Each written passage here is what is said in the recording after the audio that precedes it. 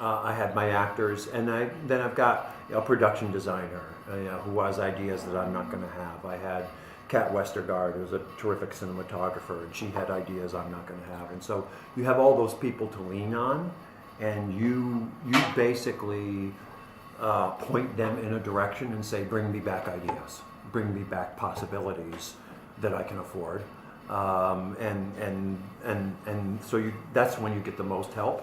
And then in editing, it's basically you and the composer are working together, but mostly you're working and then sending things to the composer, and they're sending things back.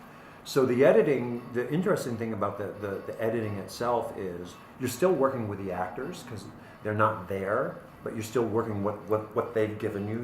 You have maybe 3 or 4 takes, 4 or 5 different angles to make a scene, and so the scene may end up being a little bit from this take, a little bit from that take. So it's a thing that didn't exist on the day.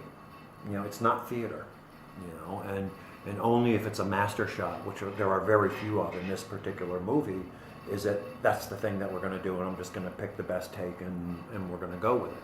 So there's that interesting way, and you're still writing the film. So you're still able to move things in position, to tighten them, to expand them, and you're working with the rhythm of it, and that's when the rhythm of the movie really gets made. The performances have their own rhythm, and you try to kind of respect that when it really works well for the scene or the character, and preserve it in some cases. But you can make a new rhythm, or improve a rhythm.